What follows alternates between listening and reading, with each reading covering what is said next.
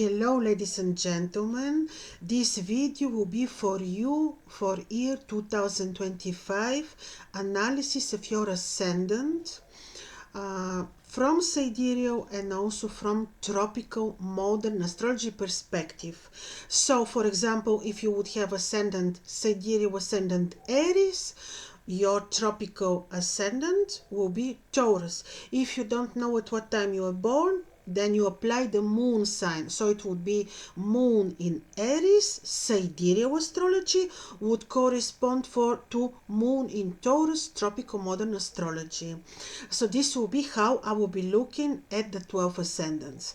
Also, why we look at the ascendants? Because this, according to the ancients, very ancient tradition, the ascendant is the house of life. This is more important even than the lunar sign or than the solar sign. So we derive the horoscope first from your rising sign, from your ascendant.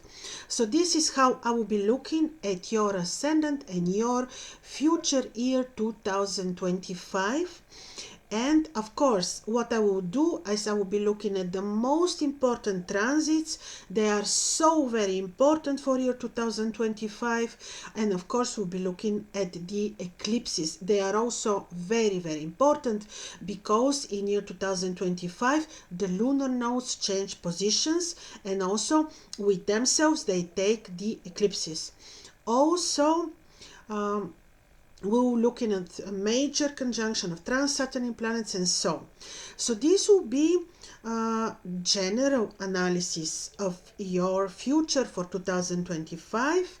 If you want to have very specific, very detailed reading with me, which will include primary directions, which will include the method of Time Lords techniques, which will include progressed horoscopes and solar revolution, then you may like to book a personal reading with me.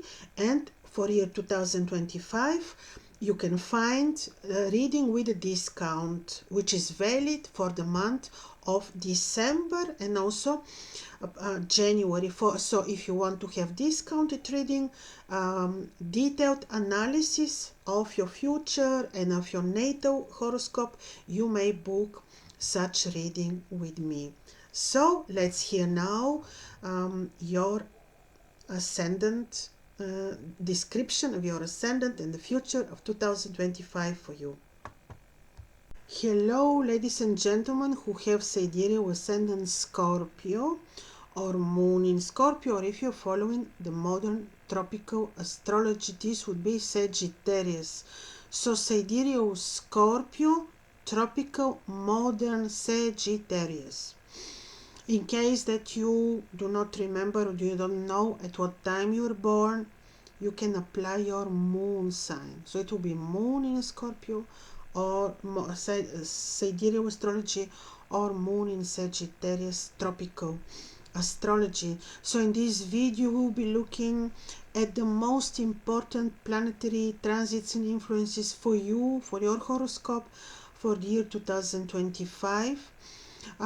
This will be general, but I hope still informative. It will give you indication of what the planets are emphasizing on in your horoscope, and if you want to have more specific analysis, then my personal readings will involve additional techniques, and such analysis will be very detailed.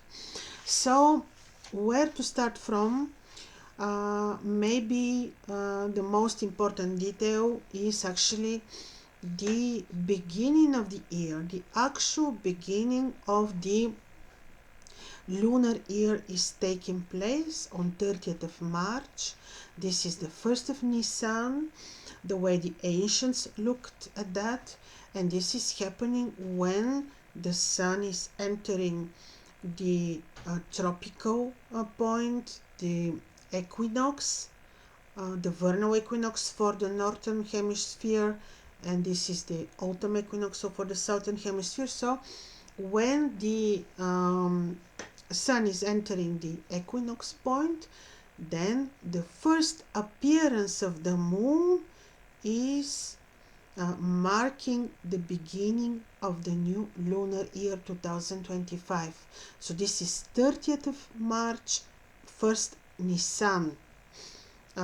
So now we have interesting phenomenon. It is an omen because classically the sun is entering Pisces, where we have the vernal equinox point, and the moon appears usually also in Pisces.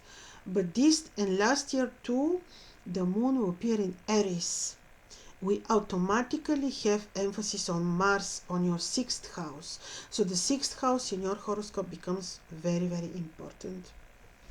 The 6th house is very important, which is the house of routine, house of everyday routine life, house of health, eventually some disputes and disharmonious, communication with people which share your routine environment, domestic animals. This is the 6th house, and there we have the emphasis. Automatically Mars becomes very important. So what is Mars doing? Mars is ruling your ascendant together with Pluto, of course, but the old ruler of your ascendant, Scorpio, sidereal ascendant Scorpio, is Mars. So automatically you become very important. The year will be very significant for you. What is happening with Mars? Mars in January will be on your 9th house in Cancer, where he is considered detriment. But 9th house is the house of the Guru. 9th house has good energy. And Mars from your 9th house will be creating harmonious aspect to your ascendant, which is good actually. This is really not bad. And in the meantime, he will also be trining all these planets, yes, later on too, in your 5th house, which is Venus, which is Mercury, which is Neptune, even Saturn. So there will be this giant trine, which is not bad for you, quite good for your spiritual work, for creative activities, for the muse to create beauty, to create art, for example. So let's start indeed with Mars to follow some timeline. In January, Mars will be in retrograde. Mars will be in Cancer, fallen, so he may be indeed giving you the drive to study, to travel, to communicate, but also in Cancer he's a little bit unpredictable, so you may need to be also very intuitive in order to understand well his energies. From 7th to 16th of January, Mars will be in a phase called acronical rise. This phase is not very harmonious, so if you decide to travel or to choose new study, you may need to be a little bit more intuitive and careful.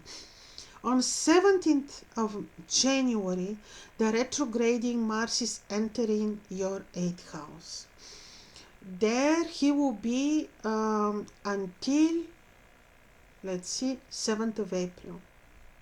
So from 17th of January to 7th of April, Mars will be on your 8th house. There he's a little bit more benevolent because he's peregrine, he's not fallen, not detriment. But in the 8th house, you may need to be careful, especially when you make financial decisions, when you will be dealing with money from unexpected sources, from insurances, inheritances, court cases, money of the partner via partnerships. You may need to be a little bit careful. Also, if Mars is influencing your fears, worries, anxieties, sleep, just make sure you do spiritual practices and you will be well. On 24th of February, Mars is becoming direct in the 21st degree of Gemini. So he's becoming direct in Gemini, conjoining the star Sirius. So he may bring something good, new opportunity, new beginning related to solution even, because Sirius is bringing peace. Mars in Sirius is not very peaceful, you will say, but he's becoming direct and he's the better phase of Mars retrograde is more difficult. New direction, new solution, and something new he will bring once he becomes direct, emphasizing on serious. So being direct on 7th of April, he's entering again your 9th house, where he will be until 8th June. So direct he's better, but still detriment in the 9th house would say when you communicate, when you travel, when you negotiate, when you choose study or philosophy, make sure you make all these choices based on your intuition, inner voice, and so. So on 8th of June to 30th July, he will be on your 10th house. He's not so bad there. Even he will bring something new. He will bring the new energy for you, new drive, new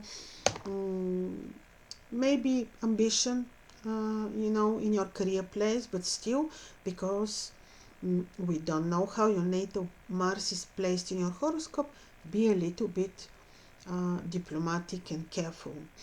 On 30th of July to 25th of August, almost month, as you can see, Mars will be on your 11th house in Virgo, and you see this is axis of gains, connections. During this period, be a little bit more attentive with children, diplomatic, careful with friends, connections, and so. And then on 29th October to 9 December, he will be on your Ascendant, but already invisible. So he actually can bring you this very delicate, intrinsic energy, delicate. He's invisible. He makes us more strategic, but also a little bit impulsive. Again, remain diplomatic during this time period. He will become visible late in 2026. So very long cycle of invisibility of Mars. But let's follow indeed some timeline. Now as we speak, Jupiter is on your 7th house. Uranus also is there. And Uranus entered your 7th house on 18th of June of 2024. And Uranus will remain there 7 years. This is very long. But Jupiter is leaving on 19th of May. Jupiter is leaving your 7th house, and Uranus will stay alone on your 7th house with small exception, and this is when Venus will enter your 7th house for good, to bless your romantic life, agreements, not connections, but entrepreneurship, business. This will be on 30th of June. So on 30th of June, Venus is entering Taurus, and she will make conjunction with Uranus, and this will be 1 month. This will be until 27th of July. Venus on your 7th house is good. She'll bless your romantic life, connections, agreements, relationships, business, and so. This is very good. But Uranus will be there 7 years. During these 7 years of the stay of Uranus there, keep in mind he may be testing your relationship. Once you know that, be forgiving, be diplomatic, be loving. Uranus on the 7th house of people's horoscopes usually is testing their relationships. This is very important to tell you. So Jupiter is leaving your 7th house, and he's entering Gemini. He can be helpful for some finances via unexpected sources. He can help you to, sleep better with less fears, fight your anxieties, worries, fears. So Jupiter can be blessing. On 6th of June until 14th of July, he is invisible. Then he will be missing him. He will be missing his benevolent, beautiful nature and blessing. But on 14th of July, he is becoming visible on your 8th house.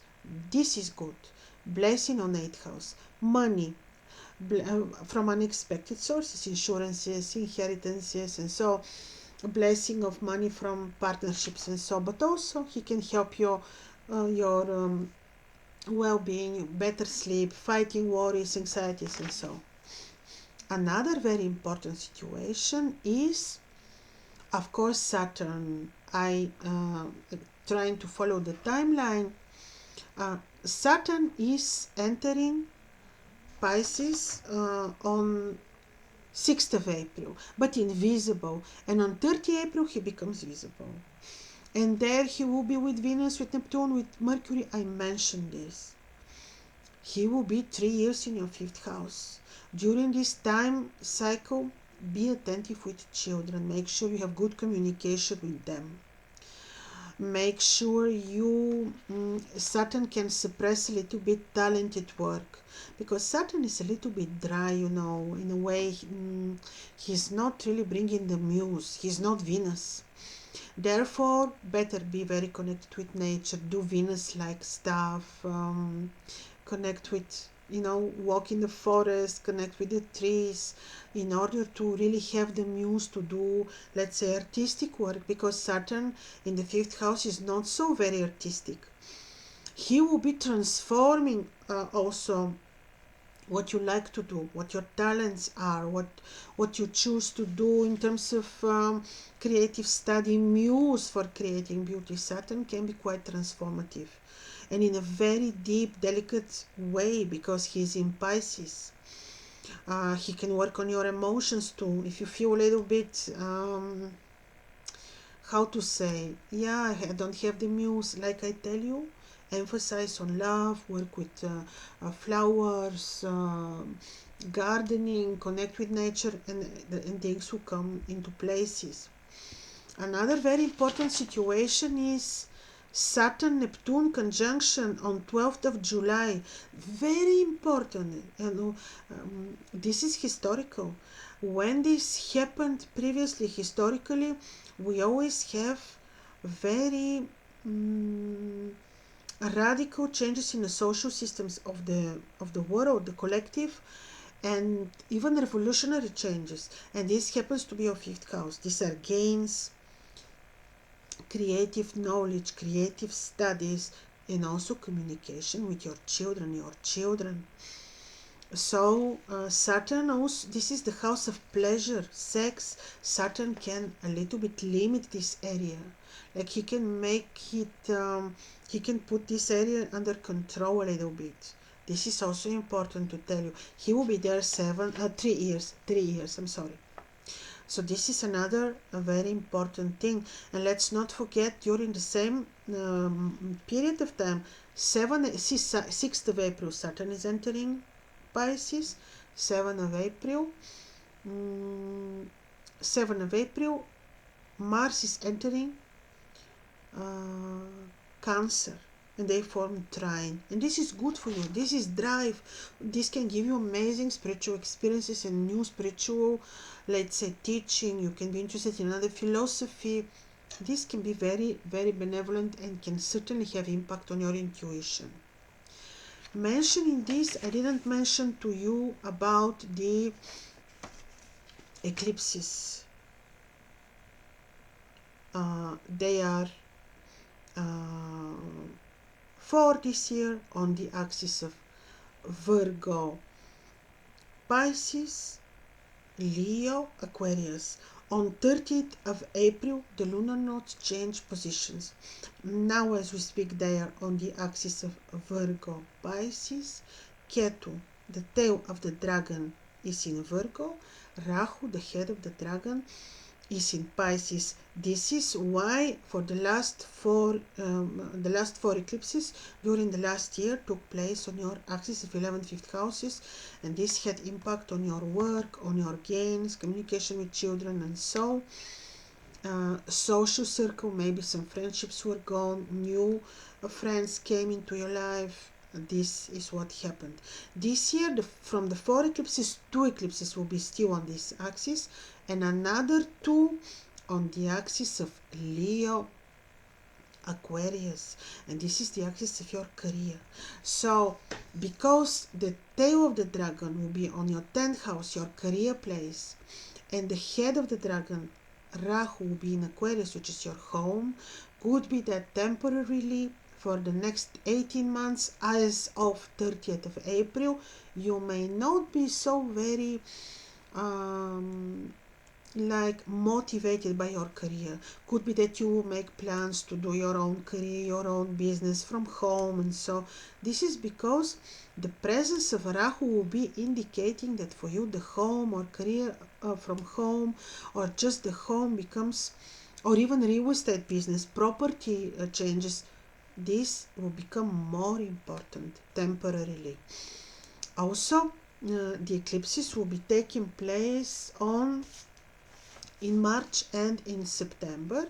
So the first we have 2 total solar eclipses and 2 partial lunar eclipses. Like I said, 2 are on the axis of Virgo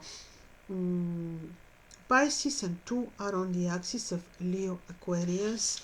Both are very important, and automatically this axis of gains and career will be important. Axis of change, there you may experience some changes.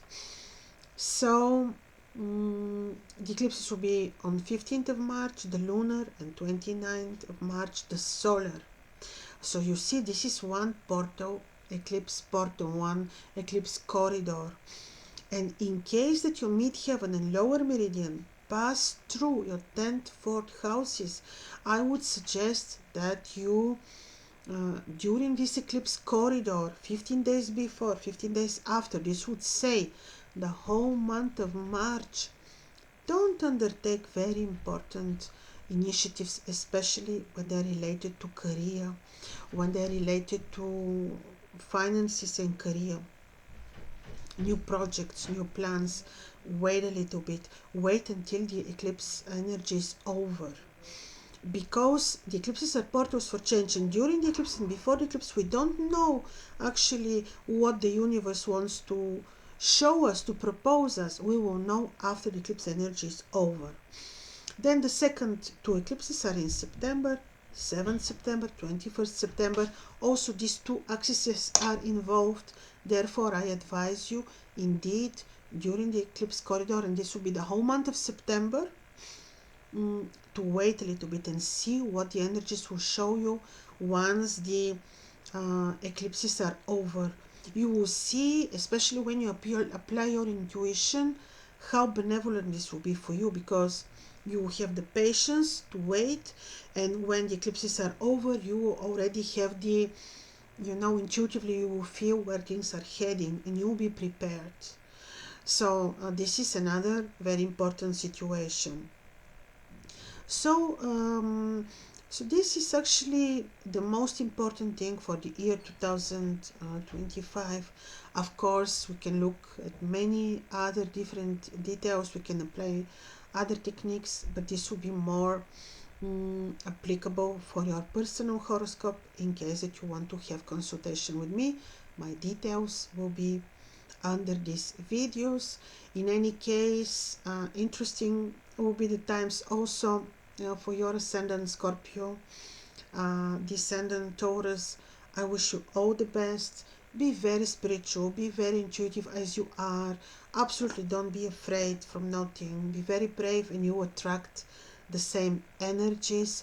I wish you great 2025. All the best to you. Bye bye.